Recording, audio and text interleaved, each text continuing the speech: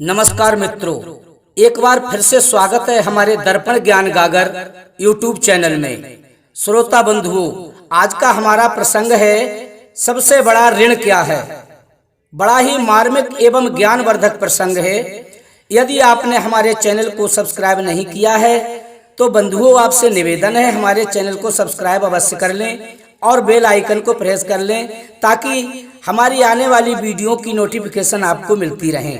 तो आइए मित्रों, देखते हैं प्रसंग की तरफ। प्राचीन समय की बात है जब बीरबल बादशाह अकबर के दरबार में वजीर के पद पर कार्य करते थे। कार्य करते करते समय बीतता गया और बीरबल धन धान से संपन्न हो गए। जब उन्होंने अपना वैभव देखा तो बहुत प्रसन्न होकर अपनी माता के पास गए और प्रणाम कर कहने लगे, माता, आपने मेरे पालन पोषण एवं अच्छे स्थान तक पहुंचाने में बहुत कष्ट उठाया है। आपके कारण मैं आज सब लायक हूँ। मेरी इच्छा है कि इस सब के बदले माँ आज आपके जो मन में आए मुझसे मांग लो। माँ, आज मैं वह सब पूरा करूँगा जो तुम्हारी इच्छा होगी। इस तरह मैं आपके ऋण से उऋण हो जाऊंगा क्योंकि मैं नहीं चाहता कि आपका ऋण मुझ पर रहे। तब ये सब सुनकर माता ने कहा कि हे बेटा बीरबल, ऐसी नादानी की बात मत करो। माँ बाप के ऋण से कोई कभी मुक्त नहीं हो सकता है। जब बीरबल ने अधिक जिद की तो माता ने उन्हें समझाते हुए कहा कि सुन बेटा, हमारे कोई संतान नहीं थी। हम दोनों पति पत्नी बहुत चिंतित रहते थे। तो एक पड़ोसी महिला ने हमें बताया कि हमारे यहाँ जो आश्रम है उस आश्रम पर एक साधु महाराज जी रहते हैं। उनकी कृपा और आशीर्वाद से संतान प्राप्त होती है। तुम्हारे पिता और हम दोनों वहां जाने लगे। एक माह बीत गया। हम प्रवचन सुनते और चले आते।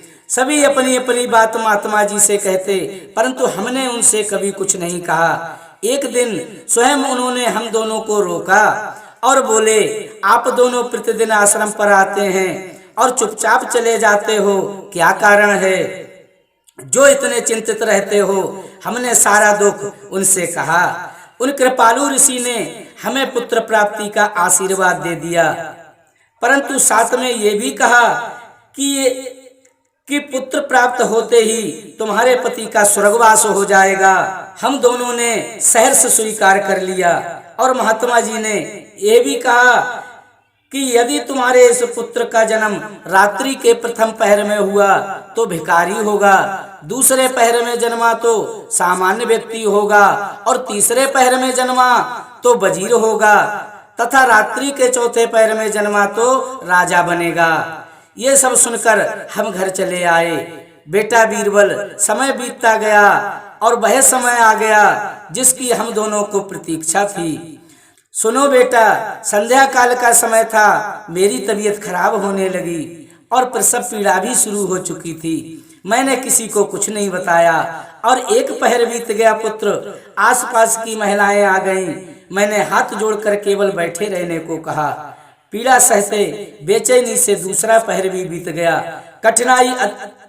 कठिनाई अत्यधिक होने लगी तो मैंने महिलाओं से अपने दोनों पैर रस्सी से दीवार पर लगी खूंटी से बंधवा दिए ताकि तुम्हारा जन्म चौथे पैर में हो सके और तुम राजा बन सको। मैंने अपने पैर ऊपर बंधवा दिए।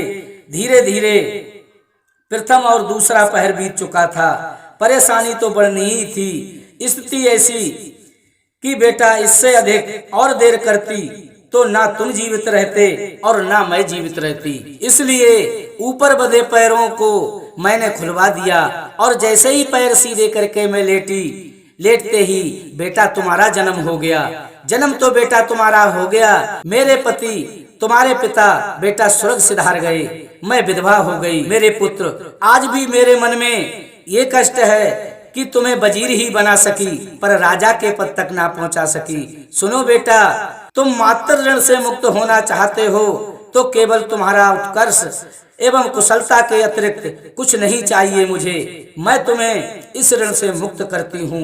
ये सुनकर बीरबल माता के चरणों में गिर गए बंधुओं और क्षमा याचना की। माँ, मुझे क्षमा कर दो, मुझसे बहुत बड़ी भूल हो गई। सत्यता ये है मित्रों, देवता, यक्ष, किन्नर, गंधर्व कोई भी माँ के ऋण से उरण नहीं हो सकता। तो मनुष्य तो एक साधारण प्राणी है। दोस्तों, यदि कहीं स्वर्ग है तो माँ बाप के चरणों में है। कभी अपने माता पिता का दिल मत दुखाना। मित्रों, कैसी लगी हमारी कहानी? यदि अच्छी लगी हो तो अपने जीवन में अवश्य उतारना। और जो अपने माता पिता से प्रेम करते हैं वे कमेंट बॉक्स में जय माता दी जरूर लिखें और हमारे चैनल को सब्सक्राइब करें। इसी के साथ बंधुओं, जय श्री राधे, जय श्री कृष्ण।